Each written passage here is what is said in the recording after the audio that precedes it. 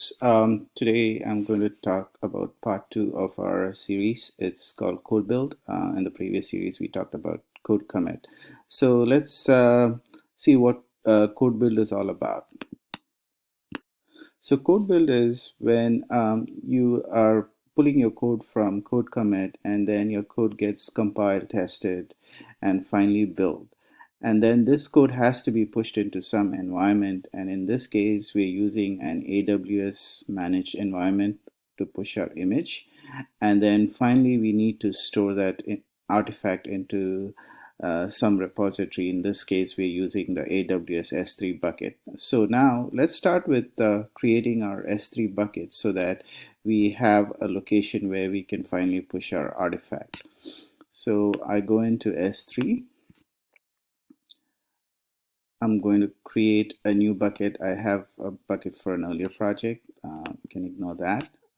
So let me say demo build 1 as the bucket name, and then the important thing is you have to be in the same region as where your code commit was, which is North Virginia. We keep that as is. If you have another bucket, like in my case I had for another project, I can give that name and it'll copy all of that existing content in here, which we're not going to do right now. So then click next. You can keep most of these as a default. If you want like additional information, you can start looking at this and then you can customize depending on if you want that. For now, we keep that as a default. I do next. I want to expose this to the public for this demo, and I'm going to uncheck this so that this bucket can be exposed to the public, and it does ask me about that, and I say yes. And then I finally create the bucket. So like you see that I have created my bucket here. So the next piece that we want to do is the code build. So let me go into code build.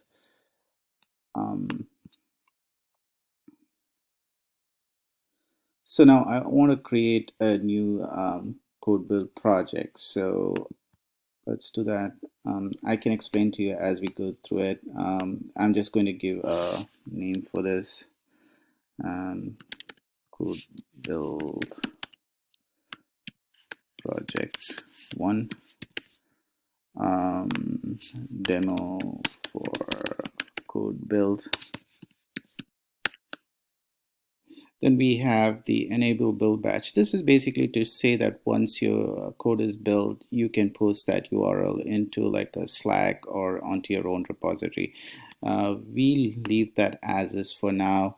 We're not going to add any tags for this at this point. So the main thing is once we get into the source, it's going to ask you what repository you want to pick it from. So you see like it has code commit, GitHub, Bitbucket, all the other repositories. So we have our code in AWS code commit, and I'm going to pick this project called Hello World because it's an Spring Web project. I can show you things when it changes on the web page. So I'm picking this project called Hello World. And then you also have your branch. So I can say from which branch I want to pick. In this case, we only have master. So it picks the master branch, and also it's pretty cool. It tells me the latest commit ID in that master branch, and it is test folder YAML. That's the change that I had made. And now let's talk about environment. So in the environment, we have, like I said, AWS managed image and custom image. Custom image is basically if you have a repository like a Docker where you want to push your image to a Docker. But in this case, we want to use the image that AWS provides. So we're going with the managed image.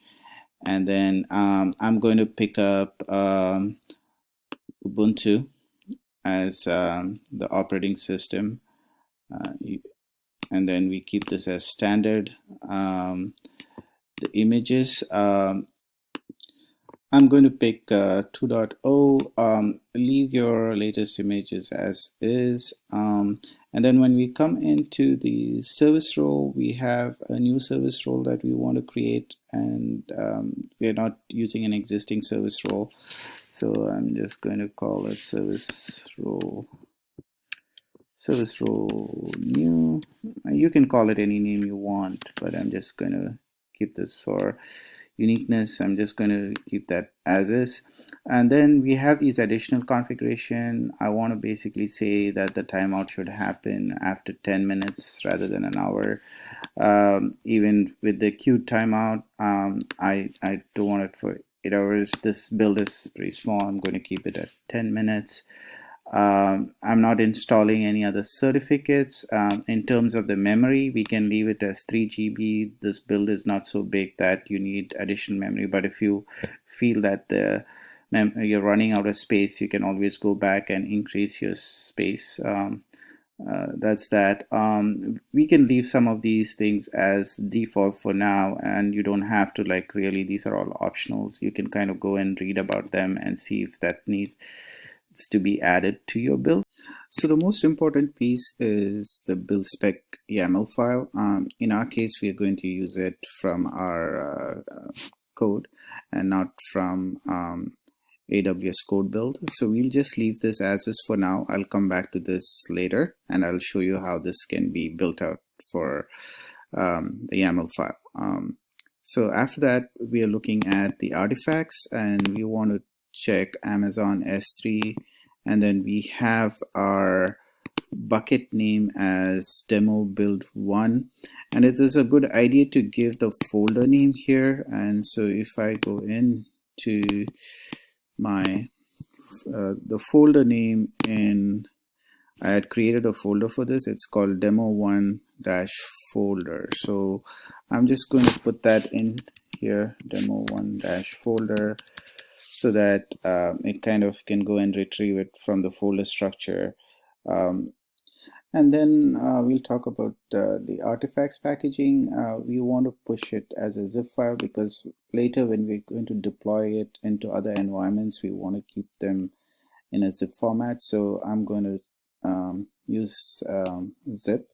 And then for CloudWatch, we can use a CloudWatch log to see how this code build gets logged into our system. So I'm just going to use this name, the project name, and give that as the name here, and then just call it group to keep it unique.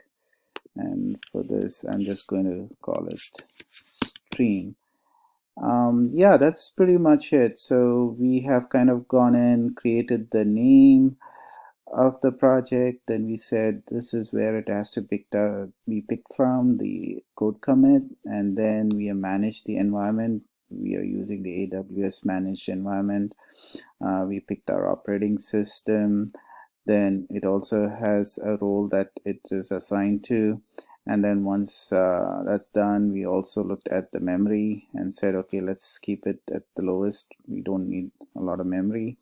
Then the build spec is, which I'll come to later. And then the artifacts where the S3 bucket is getting stored to. And then we also are looking at having a log for this, and we would, and then I'm just going to go click create build project, and it's going to create the project here. It's thinking, but I just wanted to just make sure. Yes, there we go. The project has been created now. So now we created the code build project. So let me show you the build spec YAML that I was talking about.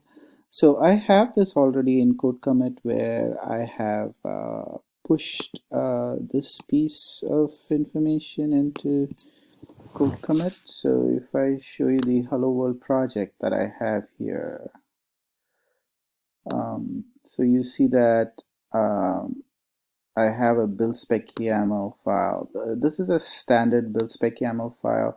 It basically tells you the different phases of your build process. So I have like a pre-build, and the pre-build stage, I'm really not doing anything. Then in the build stage is where I'm running my Maven command, which is Maven install. In the post build, I don't have a whole lot that I'm doing. And then in the artifacts is where I'm saying this is where the war file or the jar file would be put. I'm going to give it as a wildcard so that the system picks it up by itself and I don't have to specify the path. This seems to work most of the time rather than trying to specify the path. So I just leave that as is. The other thing that you need to do is the runtime version. You have to specify, because we specified as standard image 2.0 in our image and code build, you have to specify as an OpenJDK 8.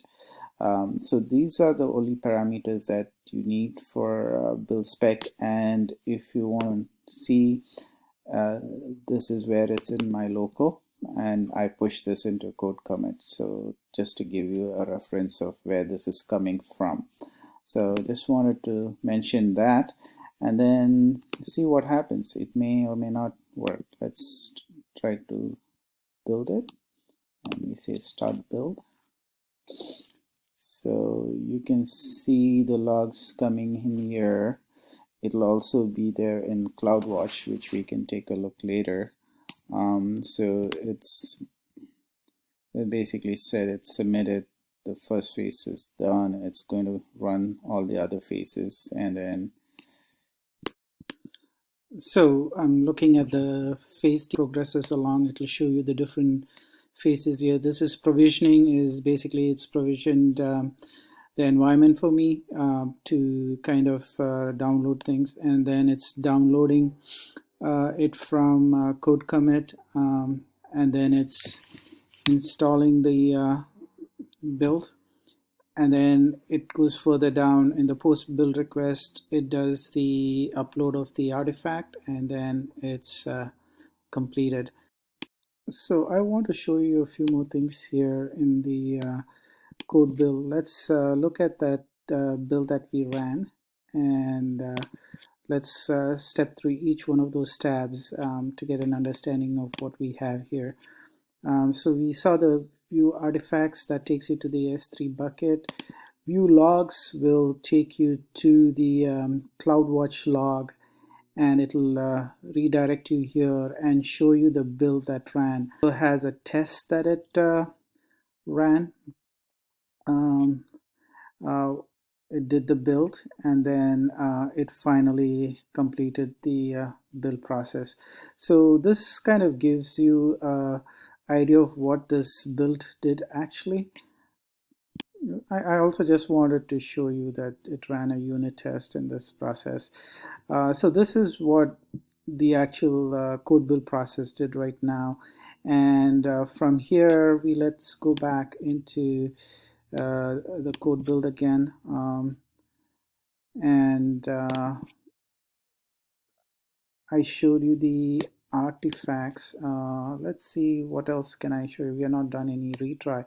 So if you go back to the view artifacts, it takes you to the S3 bucket, and I just wanted to show you the build where it does this.